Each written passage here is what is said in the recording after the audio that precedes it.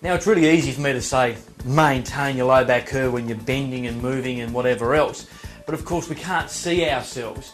And what we've got these days is people that bend the wrong way, which is, you know, on their toes and losing the low back curve by straightening their back. But we see a lot more of this type of thing where people go to bend down to get something over here and they do this. Now you can see the shape of my low back there. What happens when you do this? You lose your low back curve because your legs are straight and so you're bending straight from the hip. So naturally what happens, if we pull Basil into action here, if you look at this from here, you bend, you literally look like this if we were to skin you. So you're bending from here and losing that natural curve. Now the reason we do that is because our feet are in the wrong position. We're here and we have to do this. What we should do is we should stagger our stance a little bit and we lean forward or lunge forward. When we lunge forward to grab something, we don't do this, we do this. It means that we maintain our low back curve. Now if you move like this, just say 1,000 times a day, and when you think about how many times you slightly move forward to get up, to walk, to sit, to stand, to pick things up, it can be easily 1,000 times a day.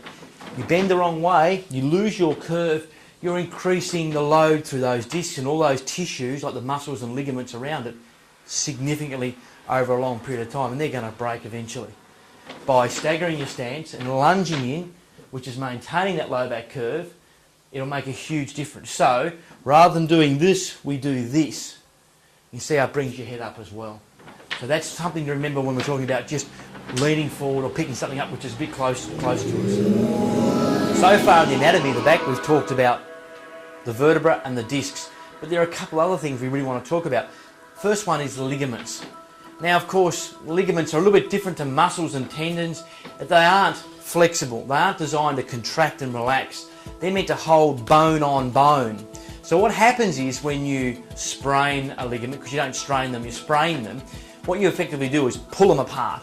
And they don't really go back to the way they used to be. So if you had a joint being held together like this by a ligament going from, say, here to here, and then you pull that apart and you sprain those ligaments, much like you do with an ankle, for instance, what happens is it doesn't stay tight anymore, it stays loose, and you've got to depend on other parts of your body to hold that in position. Well, that's okay with an ankle. You know, you roll your ankle, it comes right after a few weeks, and every now and again you roll it, and all of a sudden, what was a roll that used to keep you out for 6 weeks with a swollen black and blue ankle and leg is gone in 2 minutes. You go, oh, I rolled my ankle, it hurts for a short time, but it's good as gold 2 minutes later. And that's because that ligament's already been sprained. Now, if that happens too much in your ankle or your knee, well then of course what we can do then is do a reconstruction, where they basically tighten it all back up again. But with your back, what happens is, and I'll use Basil here once again, is that if you bend the wrong way, say bending like this, in our back we have little ligaments that hold these wings to these wings, or this to this. So rather than you bending the right way, which is maintaining your curve, and you bend the wrong way where you lose your curve, these poor ligaments holding, say, that to that, get slowly pulled apart. They're not ripped apart like you do when you do a knee or when you roll your ankle, which happens really quickly.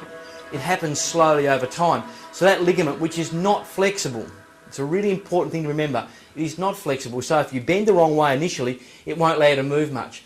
But if you constantly bend the wrong way by losing that curve, and you keep putting pressure through those ligaments, the ligaments eventually will start to get a little bit more soft and more pliable, and eventually they'll allow you to bend this far. And when you do that, of course, it puts a lot more load through those discs. So what we must remember is that ligaments can't be reconstructed in the back like they can in the knee and the shoulder and the ankle.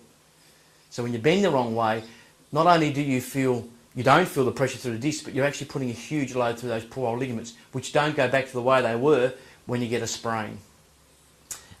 Often we find that little sore spot you get here, that's there for a day or two, it's just one particular spot.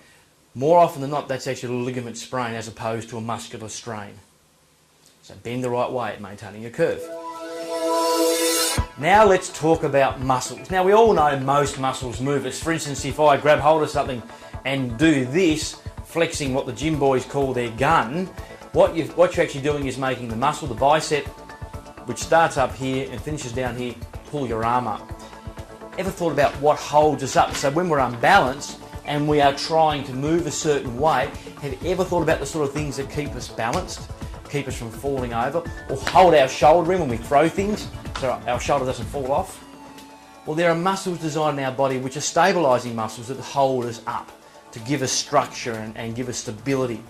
Now with our back, those muscles generally are a combination of a couple of very small sort of muscle groups in the back, but primarily muscles here in the abdominal area. Now we know there's sort of 4 basic levels of abdominals. You've got the six-pack muscles, which they do this, they help bend you forward and stop you falling over backwards. If you train them too much, like too many crunches, they actually make your back too stiff and actually create issues with your back. So if you've got a bad back, don't do too many crunches. Then you've got the next couple of layers which go this way, and they're called obliques, internal and external, and they help rotate you and turn you and tilt you.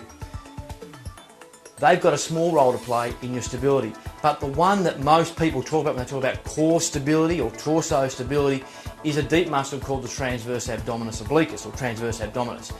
Its job is to help hold you up, and it works all day, every day without you thinking about it. Its job is to sense how much load you're about to put through your body, and it's like a giant ratchet strap. It sort of starts here to here and runs all the way around and inserts along those wings on the back, and it works together with your pelvic floor and your diaphragm muscle to creates the steel drum that contracts and relaxes, increases pressure around your back, so your back maintains its curve. Now, if you can't stand there with your belly button tucked in without holding your breath, it means that it may not be working as well as it should. But we know that the muscles that hold us up are these ones. They're the ones that set core stability. And there are a whole lot of exercises that you might be able to see in a later version that will tell you how to get those a little bit stronger.